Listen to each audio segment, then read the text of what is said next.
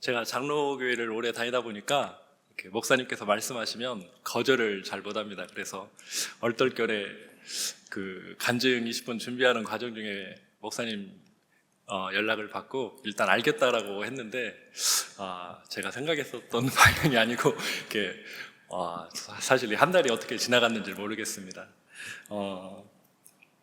저는 올해 2월부터 화성 동탄 지역에서 출석하고 있는 서상은 형제입니다. 오늘 성도님들 앞에서 처음 인사드리는 간증 시간이므로 잠깐 저희 가족에 대해서 먼저 소개해 드리도록 하겠습니다. 제 아내는 이은미 자매이고요. 저희는 올해 결혼한 지 20년 되었습니다. 저희는 결혼기념일이라고 하지 않고 가족의 날이라고 하면서 기념하면서 매년마다 지키고 있는데 이제 2달 후면은 저희 가족이 만들어진 지 정확하게 20년 되었습니다. 자녀는 고2 현우고요. 둘째는 초등학교 4학년 예린입니다. 원래 저희도 4명을 낳아서 애국하려고 했는데 한 17년 동안 임신만 했던 것 같습니다. 그러니까 임신하고 계속 유산을 굉장히 많이 했습니다. 한 10여 번의 임신을 했고요. 한 7, 8번의 그 유산을 했고 겨우겨우 어렵게 좀 기적같이 하나님의 은혜로 2명을 낳아서 이렇게 키우고 있습니다. 제 아내는 몸이 좀 좋지 못한 편이고요. 7년 전에는 그 자가면역 간경화라는 간질환이라는 희귀병으로 좀 고생을 하고 있는데 항상 피곤한 상태다 보니까 제가 아내가 얘기를 하지 말라고 했는데 항상 좀 섬김과 교제에 약간 제약이 좀 따를 수가 있습니다. 이 점 좀 양해해 주시면 좋을 것 같습니다. 생각했던 것보다 조금 더 떨리네요. 저는 오늘 이 시간에 제가 구원받은 자로서 살아가면서도 이 칼빈주의와 그 습관적인 죄에 빠져서 한 20여 년 동안의 생활에 성화의 길을 살지 못하고 죄 가운데 허우적거리면서 계속 방황하다가 다시금 어떻게 하나님의 은혜로 회복되어지고 그 가운데 NIV 성경에서 킹제임스 성경을 알고 사랑하게 되었는지, 장로교회 내에서 어떻게 베프티스트가 되었는지를 말씀드리고자 합니다. 또한 사랑 침례교회를 선택한 4-5가지 이유에 대해서 함께 말씀드리고자 합니다. 오늘의 그 간증의 핵심 말씀은 모두가 잘 아는 고린도후서 5장 17절 말씀입니다. 제가 다시 한번 읽도록 하겠습니다. 그런즉 누구든지 그리스도 안에 있으면 그는 새로운 창조물이라. 옛것들은 지나갔으니 보라 모든 것이 새롭게 되었도다. 아멘. 주제는 많은 고민 끝에 습관적인 죄들에서 벗어나 영혼의 자유와 성화의 삶을 살아가는 기쁨이라고 잡아보았습니다. 사실 저는 오늘의 간증의 주제를 누구든지 후소에버라고 잡고 싶었는데 좀 어색하게 느껴질 수도 있겠다라고 판단해서 마지막에 좀 고심하다 바꿨는데 그 이유는 들어보면 자연스럽게 아실 거라고 생각이 됩니다. 여기에 계신 분들에게는 너무나 좀 기초적인 내용들일 것 같은데 제게 주신, 그리고 저희 가족에게 주신 하나님의 은혜를 나눈다라고 생각하면서 한번 시작해 보도록 하겠습니다. 저는 인생의 대부분을 전북 지역을 근거지로 해서 살았습니다. 불과 전년도까지만 하더라도 전북 지역에서 살았습니다. 5살 때부터 집 앞에 있는 그 기독교 장로회 교회에 가게 됐고요. 그렇게 중학교까지 나름 열심히, 그러니까 어린 나이지만 그 구역 예배들 거의 잘 따라다니고 새벽 예배도 한 번씩 가고 초등학생임에도 불구하고 기도원도 따라다닐 정도로 나름 열심히 교회가 좋아서 지냈고 생활을 했었습니다. 그렇게 중학교까지 마치고 이제 고등학교 때 저만 이제 전북 전주로 나오게 됩니다. 그러면서 이제 그 예수교 장로회, 역시 같은 장로교적에 교회를 다니게 되었고 수업 끝나면 빨리 그 저녁 시간 그 텀에 인근 교회 가서 기도하고 싶어서 막 끝나자마자 달려가서 기도하고 또 한 30분 정도 기도하고 학교 들어가서 그 성경 말씀 공부하기 전에 몇 장 꼭 읽고 꼭 암송하고 이렇게 공부하고 그렇게 했습니다. 물론 공부는 잘하지는 못했는데 그때 그 성경 읽고 알아가는 기쁨이 정말 좋았던 것 같습니다. 그렇게 해서 이제 96년도에 고등학교를 졸업하고 96년도에 대학교 경영학부 회계학과를 이제 입학하게 됩니다. 대학교 들어갈 무렵부터 저희 가족의 좀 많은 어려움들이 있어서 거의 대학생활 내내 제가 우유 배달부터 공장에 들어가서 일한다든지 아르바이트 막노동을 병행하면서 거의 다 학비를 조달해가면서 제가 이제 생활을 하게 되었는데 그런 가운데 있어서도 뭐 새벽 예배라든지 수요 예배, 금요 철야 예배를 거의 빠지지 않고 드렸던 것 같습니다. 뭐 학교에서 틈틈이 시간만 나면은 거의 뭐 노방전도를 굉장히 열심히 하다 보니까 뭐 학교에서 노방전도 하면 저 이름이 나올 정도로 나름 유명했고, 그냥 그렇게 정말 열심히 사는 것이 좋았고 최선을 다해서 정말 살았었습니다. 그런 중에서도 제가 성에 안 찼는지 교회에서 2학년 때부터는 그 교회에서 제 친구와 함께 그 교회에 들어가가지고 그 사찰 집사 같은 그런 역할을 하면서 이 새벽부터 밤늦게까지 청소부터 온갖 봉사, 섬김 다 해가면서 그렇게 이제 대학 생활을 보냈었습니다. 제가 왜 부득이하게 이렇게 이런 말씀을 드리냐면, 그렇게 정말 누구 못지않게 열심히 살고 뭐 기도원에서도 한 달간 들어가 있을 정도로 열정이 넘치고 뭐 성경을 몇 번 정말 많이 통독할 정도로 많이 했음에도 불구하고 대학교에 한 3학년 무렵에 이제 칼빈주의를 접하게 됩니다.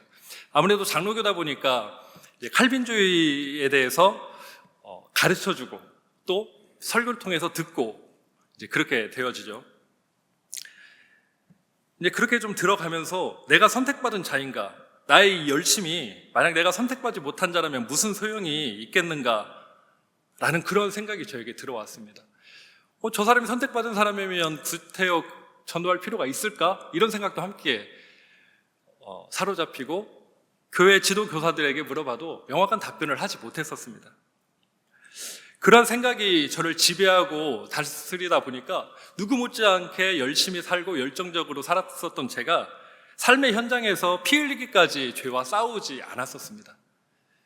내가 진정 선택받은 자라고 보면 하나님께서 언젠가는 이 나의 모든 어떤 습관적인 죄까지도 회개시키고 성화의 길을 살게 강권적으로 역사해 주시겠지라는 생각에 빠져 있었습니다.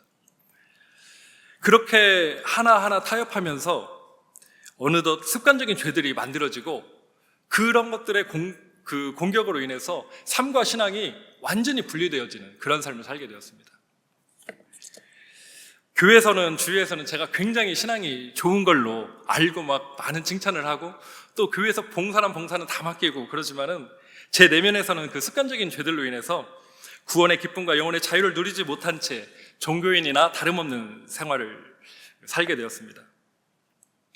죄를 지은 후 종종 성령의 조명하심을 통해서 진심으로 회개를 한다고는 하였지만 너 다음에도 또 죄 지을 거잖아 라는 그러한 그 괴롭힘이 항상 있었습니다. 너 다음에도 또 죄 지을 거잖아 라는 그러한 생각이 계속 사로잡히다 보니까 이게 제대로 회개가 안 나왔던 것 같습니다. 그러다 보니까 더 크게, 같은 죄라고 하더라도 제 약한 부분에 더 크게 이제 죄가 저를 지배하기 시작하면서 습관적인 죄들이 하나둘 만들어지면서 내가 정말 이 세상에 살아가면서 이것을 빠져나올 수 있을까? 저 그런 상황까지도 이르렀습니다. 세상 사람들보다 더 악한 자의 자리에 제가 서 있는 모습에 저를 보면서 정말 이렇게 하루하루를 어떻게 살아갈까라는 가끔 하나님이 두려워지고 정말 많은 고민들이 있었습니다. 아까 말씀드렸다시피 그러한 가운데서도 언젠가는 죄대로 회개시켜 주시고 습관적인 죄들을 끊고 성화의 길을 갖도록 강권적으로 나를 바꿔주실 거야 라는 그 잘못된 생각에 또 빠지면서 진정한 회개도 미루게 되었습니다. 무엇보다도 죄가 그 주는 잠깐의 쾌락과 세상적인 약간의 그 유익이 그것을 완전히 버리지 못하다 보니까 유사한 상황에서 다시 죄를 더 심하게 짓기를 반복하면서 그렇게 이중적인 삶으로 20여 년간 보냈었습니다. 그러나 비록 그러한 이중적인 삶이었지만 주일에는 항상 교회에 다녔기에 아주 가끔 성경책을 보면은 누구든지 라는 구절들을 통해 회개하며 돌이켜 말씀 안에서 성화의 삶을 살겠다는 생각은 막연하게나마 종종 하게 되었었습니다. 성경을 읽다 보면 누구든지라는 말씀 구절이 정말 많이 나오는 것을 알 수 있습니다. 저는 그 중에서 특히 구원에 관해서 누구든지라는 단어들을 통해 모든 것이 하나님의 주권에 정해졌고 우리는 거부할 수 없다는 칼빈주의 사상이 성경적이지 않고 잘못되었다라는 것을 점차 확신하게 되었습니다. 잠시 신약 성경에 나오는 그 누구든지라는 단어가 나오는 구절들을 한번 살펴보도록 하겠습니다. 제가 모든 말씀들을 다 읽으면 좋겠지만 한 페이지당 한두 절 정도만 읽고 넘어가도록 하겠습니다. 요한복음 3장 16장 죄송합니다. 3장 15절, 16절. 이것은 누구든지 그를 믿는 자는 멸망하지 아니하고 영원한 생명을 얻게 하려 함이니라. 하나님께서 세상을 이처럼 사랑하사 자신의 독생자를 주셨으니 이것은 누구든지 그를 믿는 자는 멸망하지 아니하고 영존하는 생명을 얻게 하려 하심이라. 다음 페이지 한번 보겠습니다. 요한복음 10장 9절. 내가 문이니 누구든지 나를 통해 들어가면 구원을 받고 또 들어가서 나오며 꼴을 얻으리라. 다음 장 보겠습니다. 사도행전 2장 21절. 누구든지 주의 이름을 부르는 자는 구원을 받으리라 하였느니라. 로마서 10장 9절에서 11절 말씀. 내가 만일 내 입으로 주 예수님을 시인하고 하나님께서 그분을 죽은 자들로부터 일으키신 것을 내 마음 속으로 믿으면 구원을 받으리니 사람이 마음으로 믿어 의에 이르고 입으로 시인하여 구원에 이르느니라. 성경 기록이 이르기를 누구든지 그분을 믿는 자는 수치를 당하지 아니하리라 하나니. 다음 페이지 보겠습니다. 고린도후서 5장 17절. 그러므로 누구든지 그리스도 안에 있으면 그는 새로운 창조물이라. 옛 것들은 지나갔으니 보라 모든 것이 새롭게 되었도다. 다음 페이지 요한일서 4장 15절. 예수님께서 하나님의 아들이심을 시인하는 자가 누구든지 하나님께서 그 안에 거하시고 그도 하나님 안에 거하느니라. 아멘. 저는 이 누구든지라는 단어를 통해서 세 가지는 확실하게 느낄 수 있었습니다. 구원은 일부 누구를 위해서 허락된 것이 아니라 예수님은 우리의 모든 사람을 위해서 이 땅에 오셔서 죽으시고 묻히시고 부활하셨다는 거하고, 그리고 모든 사람에게 자유의지를 주셨고 그 선택권과 자유의지를 주셨으니 동시에 책임도 분명히 묻겠구나라는 것은 명확하게 알 수가 있었습니다. 그럼에도 불구하고 습관적인 죄들이 함께 괴롭히고 종종 성령 하나님의 조명하심을 통해서 하나님이 두려워지고 내가 그 앞에 서서 어떻게 회개복을 할까라는 그런 생각 속에서 조금 더 죄와 싸우면서 이렇게 달려가지만 근본적으로 해결이 되지 않는 그러한 반복이 있어서 내가 정말 이 세상에 살면서 이 죄를 끊고 하나님 앞에 설 수 있을까라는 지경까지 제가 가게 되었었습니다.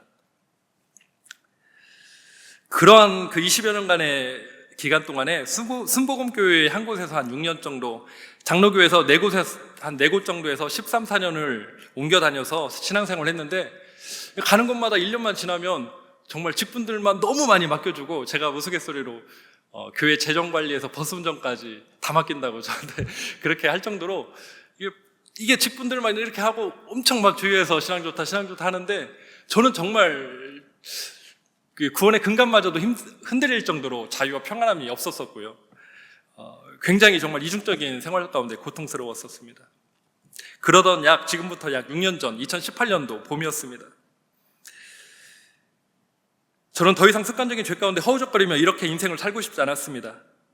내가 믿음과 신앙이 바로 서지 못하면 내 가족과 내 주위도 함께 죄와 사망의 법 아래서 살아가기 쉬우므로 내가 그리스도 안에서 바로 서야겠다, 하나님 앞에서 가장 악한 죄인이다라고 고백하면서 오직 하나님의 긍휼만을 구하고 간절히 기도했습니다. 정말 그 크고 두려우신 하나님 앞에 회개보고할 그런 장면이 상상이 되어지다 보니 정말 어떻게 떨려서 잠조차 밥조차 전혀 생각이 안 나고 정말 너무 벌벌벌 떨기 시작했던 것 같습니다. 제 방에서. 그렇게 하나님의 긍휼, 하나님, 내가 세상에서 가장 악한 죄인입니다. 정말 저를 불쌍히 긍휼히 여겨주시옵소서. 주님 아니면 저는 어떤 희망도 없습니다. 하나님의 은혜, 오직 하나님의 은혜만을 간구합니다. 죄가 주는 순간의 쾌락과 약간의 세상적인 그 모든 유익을 버리고 하나님 안에서 진정한 자유와 기쁨을 누리며 살고 싶습니다. 그렇게 성령 하나님을 의지하면서 간절히 기도했습니다. 정말 20년 동안 그 습관적인 죄들이 너무 많기 때문에 정말 이것이 과연 끊어질까라는 생각을 하지만 말씀으로 정말 선포하면서 기도했습니다. 나도 너를 정죄하지 아니하노니 가서 다시는 죄를 짓지 말라. 누구든지 그리스도 안에 있으면 새로운 창조물이라. 이전 것은 지나갔으니 보라 새 것이 되었도다. 그리스도 예수님 안에 있는 자들에게는 결코 정죄함이 없나니 생명의 성령의 법이 죄와 사망의 법에서 너를 해방하였습니다. 아멘. 그렇게 계속 정말 말씀을 외쳐가면서 가장 낮은 자의 모습으로 정말 통곡하면서 기도했습니다.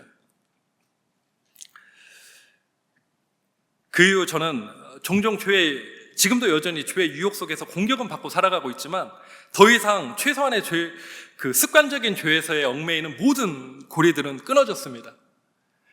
직장에서 내가 기독교인이라고 나타내지 않는 것이 최소한 하나님의 영광을 가리는 것은 아니니까 차라리 그게 낫겠다라고 생각했었던 제가 나는 기독교인이다 라고 정체성을 분명히 하면서 오직 정말 말씀대로 살고 정말 이 세상에서 하나님을 기뻐하시는 일을 하다가 살아가야겠다라고 생각을 하면서 성화의 길을 걷기 시작했습니다. 근데 그 이후에 성경 말씀을 이제 매일같이 1시간, 2시간 읽어가며 김명현 교수님의 창조과학을 수차례 반복하면서 듣게 되었는데 무엇보다도 이것을 통해서 그 성경, 특히 창세기를 문자 그대로 믿게 되었고 창조주 하나님을 제대로 정립할 수가 있었습니다. 그 전까지는 이게 창세기도 잘 안 믿겨지고 이게 온갖 장로교에서 그 전에 들었었던 그 말씀들 때문에 영해하고 또 제대로 자의적인 해석으로 많이 혼란스러워 했었는데 성경이 과학책은 아니지만 과학적으로 검증해도 전혀 완벽하게 오히려 성경을 더 증명할 뿐이다라는 확신이 갖게 되었고 성경을 문자 그대로 창세기부터 모든 것을 문자 그대로 믿어야 되는구나라는 확신이 제 안에 서게 되었었습니다. 하지만 그때까지만 하더라도 저는 습관적인 그 좌파라고 해야 하나요? 좌파는 아닌데 그러니까 잘 개념이 없었던 그리스도인이었죠. 그런 중에서 이제 이정훈 교수님의 그 성경적 세계관을 들으면서 좌파에서 벗어나 하나님의 올바른 가치, 오른편의 가치에 대해서 제대로 분별하고 깨닫게 되면서 자연스럽게 좌파에서 벗어나게 되었었습니다. 국가관, 정치관, 경제, 사회, 문화, 예술, 국제관계관, 물질관 모든 부분에서 성경적 가치관으로 명확하게 개념이 탑재되면서 그때까지 제가 전북지역에서 아무 생각 없이 살았었던 가장 제가 문제 있는 좌파였구나라는 생각 속에 정말 그 습관적인 죄에 회개할 때보다 더 큰 그 부끄러움 속에서 정말 어떻게 창피해서 고개를 들 수가 없었습니다. 제 아내에게 참 먼저 설득을 해야겠다라고 생각을 하면서 이제 제 아내에게 이제 그때 당시 설득을 했는데 처음에는 잘 못 받아들이더라고요. 근데 제가 다시 공부하면서 설명하고 했더니 그래도 이제 좀 알겠다라고 해서 자연스럽게 받아들이게 돼서 큰 힘이 되었었습니다. 그리고 내가 지금부터라도 이제 깨달았으니까 특히 가장 이 전북 지역에서 하나님의 옳은 가치에 더욱 목소리를 내면서 살아야겠다라고 다짐했습니다. 그래서 그 PLI라고 하는 그 Political Leadership Institute라는 그런 성경적 세계관 교육 프로그램 3개월, 6개월 그런 프로그램이 있었었는데 이제 그 프로그램에 전북 지역 그 스터디 클럽장으로 활동하게 되면서 점점 전북 지역에서 내가 어떤 일을 하게 될 것인가, 그동안의 어떤 그 무지에서 벗어나 남들보다 더 열심히 뛰어야 하는데 어떤 목소리를 내야 할 것인가 이런 고민을 하면서 실천에 옮겼습니다. 또 부정선거 방지대 활동도 나름 했고요. 틈틈이 전북 지역에서 광화문에서 나오면서 제가 있는 자리에서 분별력 있는 그리스도인이 되려고 더 노력했던 삶을 살았었습니다. 이제 그 무렵에 자연스럽게 정동수 목사님의 그리스도인의 국가관에 대해서 듣게 되었고요. 시국 선언문 등을 접하게 되었었습니다. 교수님과 목사님의 그 자리에서 세상을 무서워하지 않고 타협하거나 침묵하지 않고 하나님의 옳은 가치의 그 메시지를 단호하게 선포하시는 목사님의 모습이 지금도 너무 선명하고 정말 너무 큰 충격과 도전을 받았었습니다. 그 이후부터 이제 목사님 설교 말씀을 이제 정말 매일 5편 이상씩도 듣고 정말 너무 재밌게 들었던 것 같습니다. 그간 성경을 10번 이상 읽었음에도 이해되지 않는 부분이 목사님의 강해 말씀이라든지 Q&A라든지 설교 말씀들을 통해서 정말 너무 재밌게 정말 들었었던 것 같습니다. 정말 잠자고 싶지 않았고 이 말씀을 더 듣고 싶어가지고 하루에 10편도 들었을 적이 있을 정도로 정말 열심히 들었던 것 같습니다. 그렇게 목사님의 설교를 들으며 말씀 중심으로 제 신앙의 토대를 다시 세워나가기 시작했고, 그러면서 자연스럽게 킹제임스에 대해서도 알게 되고 흠정역, 한영대역 성경을 참 아이러니하게도 장로교 목사님에게 선물 받아서 읽기 시작하게 되었었습니다. 네, 목사님의 설교를 들으면 들을수록 부작용 또한 굉장히 심했었습니다. 기존교회에서 설교 듣기가 너무 힘들었고 NIV가 아닌 킹제임스 성경으로 예배드리고자 하는 열망 또한 더욱 강하게 확산되어 갔습니다. 저는 이제 전북에 본사를 두고 있는 건설회사 임원으로 근무를 하고 있습니다.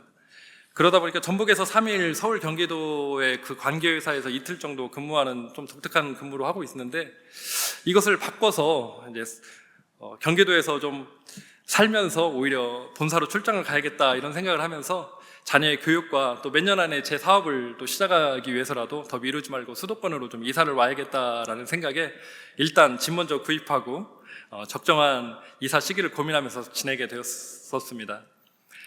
처음에는 사랑 침례교회 올 생각은 그때까지만 해도 하지 않았고, 그냥 저에게 킹제임스 성경을 선물해 주신 그 목사님이 그 동탄에서 목회를 하고 있다 보니까 그 장로교회를 다니면서 틈틈이 지금처럼 유튜브를 통해서 말씀을 들어야겠다라고 생각은 하였는데, 킹제임스 성경을 한 번 읽어본 이상 더 이상 NIV로 돌아가고 싶지는 않았었습니다.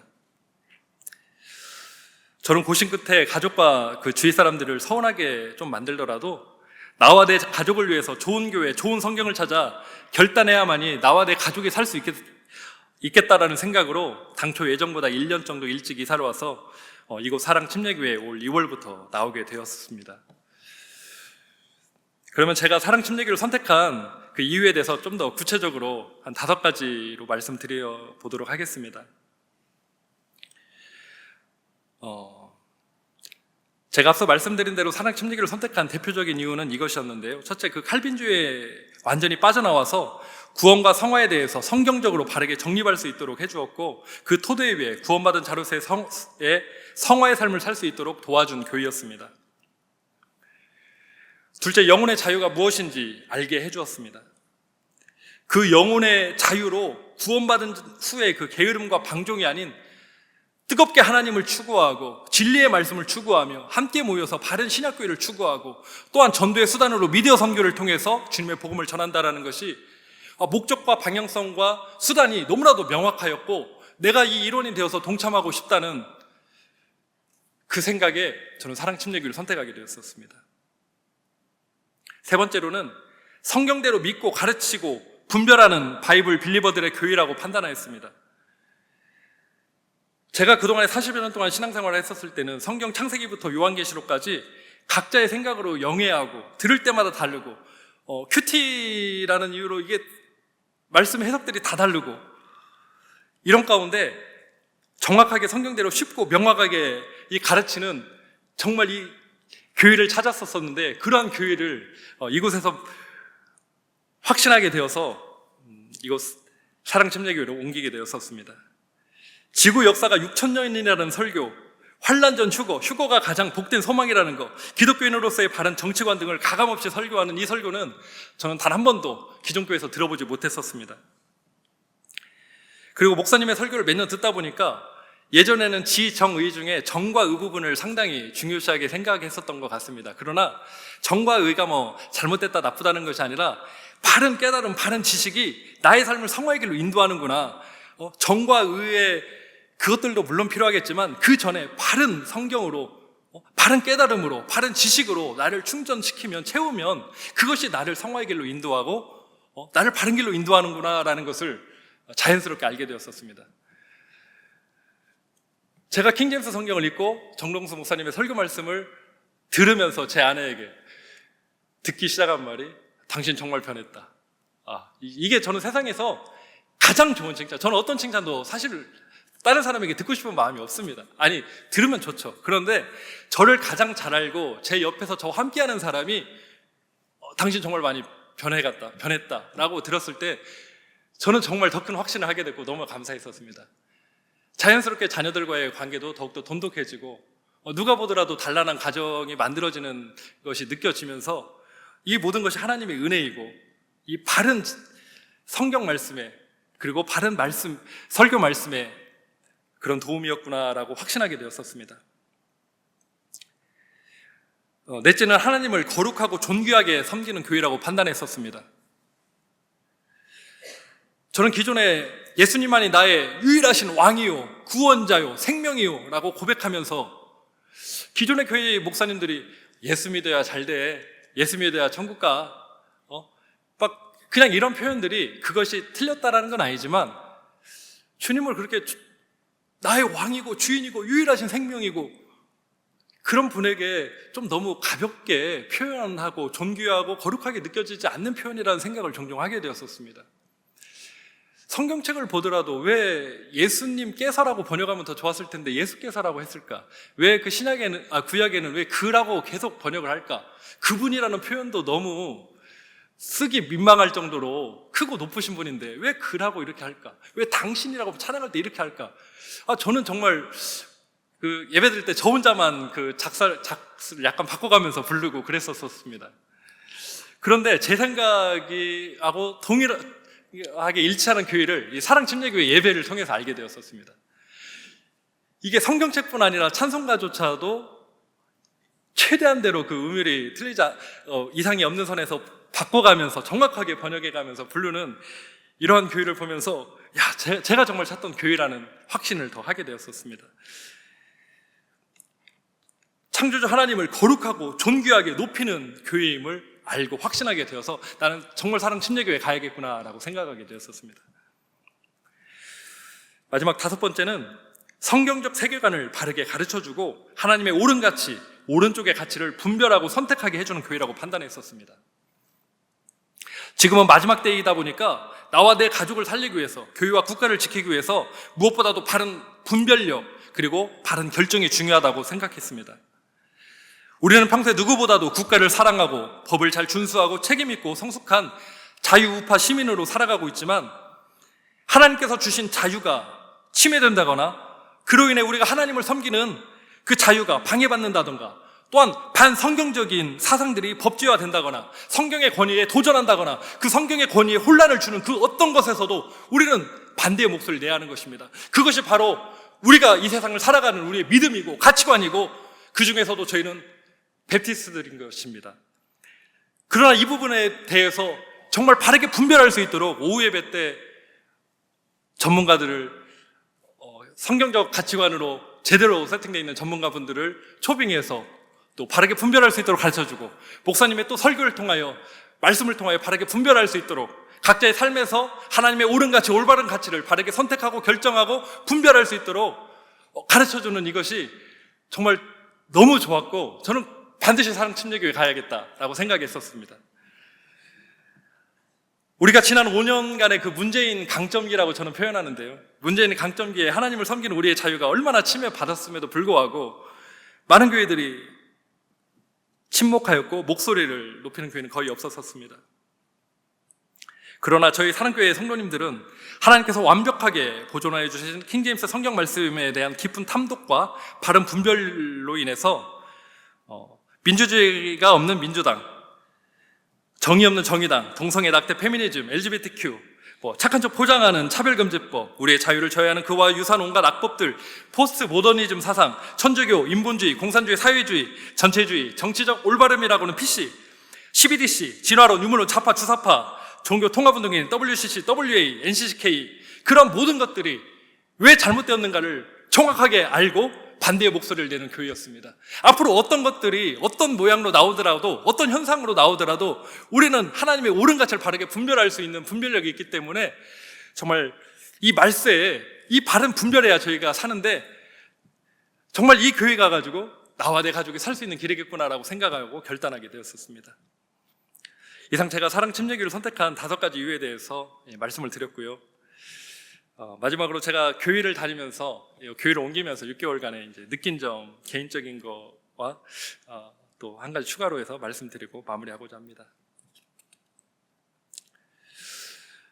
45년간, 46년간 이제 전북 지역에서 살면서 거의 형제들 대부분 다 전북 지역에 살고 거의 생활 근거지가 이제 그쪽이다 보니까 그것을 접고 물론 제 사업 준비라든지 자녀 교육이라든지 많은 이유들이 있겠지만 그런 것들을 접고 또 이사 오고 그런 선택이 정말 쉽지 않았었습니다. 그럼에도 불구하고 이 믿음의 선택에 분명히 많은 어려움들이 현실적으로 따를 것이다 라는 생각과 각오를 했었습니다. 당연히 순탄하지 않을 것이고 오히려 연단과 인내의 길을 믿음으로 가야겠다라고 생각했는데 생각보다 좀 더 현실적인 어려움들이 좀 더 많이 직면하게 되었었습니다. 그러나 우리 하나님께서 나와 내 가족의 모든 것을 아심으로 이 모든 것을 협력하여서 선을 이루어 주실 것을 의심 없이 믿고 오늘도 나아가고 있습니다. 생각해보면 저는 그 사랑침례교회랑 가장 어울리지 않는 사람입니다. 외적으로만 보게 되면은 저는 가장 우리나라에서 적용화가 많이 돼 있는 40, 50대, 그것도 전라도 쪽에서 살면서 교회에서 한 20여 년간 드럼도 치고 찬양단, 또 락음악이라고 하죠. 그 찬양단 단장부터 뭐 온갖 그 생활을 많이 했고요. 교회에서 통성기도 하면 가장 늦게까지 오랫동안 큰 소리로 하는 것이 바로 또 저였습니다. 그러나 지금도 제가 이렇게 사랑침례교회 같이 품격 있고 수준 높은 교회 성도님들과 함께 예배드리고 있다는 것이 가끔 좀 놀랍기도 하고 그렇습니다. 이 모든 것은 바른 분별력과 함께 믿음으로 한 걸음을 뛰니까 열어주신 길이라고 생각합니다. 이 모든 것이 하나님의 은혜이고요. 특별히 이 모든 제가 어떤 선택을 그동안 20년 동안 하더라도 제 선택과 결정을 묵묵하게 믿고 따라준 저와 제 아내에게 정말 고맙고 한편으로 미안하다는 생각도 듭니다. 마지막으로 둘째로는 목사님과 사모님께 깊은 존경과 감사를 드리고 싶습니다. 하나님 안에서 좋은 계획을 가지고 있는 분들은 정말 많습니다. 그 가운데 일부는 그러한 계획들을 몇 년간 실천합니다. 그러나 공학 박사이자 교수라는 한 분야의 최고 전문가 자리에 계시면서도 그 외 모든 생활을 단순하게 만들어서 수십 년간 묵묵하게 헌신하는 목사님과 사모님의 삶을 예전보다 더욱더 말씀을 통해서 또 옆에서 뵈면서 또 들으면서 하다 보니 진심으로 존경하는 마음이 생겼습니다.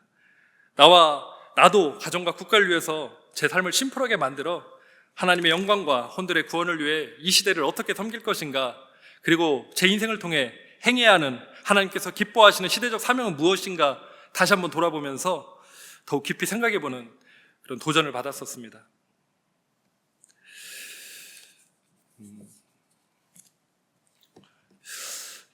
제가 준비한 내용은 여기까지인데요. 아까 김홍기 형제님께서 올라가면 말이 빨라지니 천천히 40분이 채워질 것이다 라고 했는데 시계를 보니 45분이네요.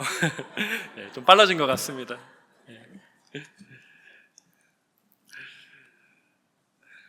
저 너무 감격스럽습니다. 정말 좋습니다.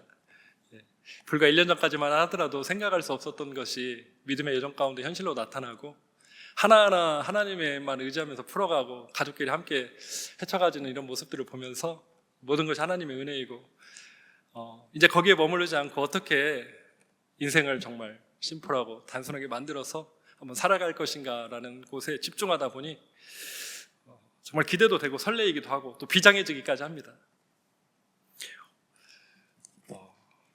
오늘은 하나님께 감사드립니다.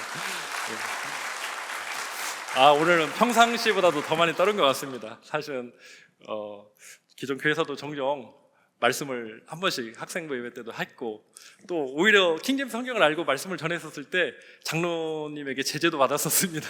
이게 조금 안 맞는다라고 하면서.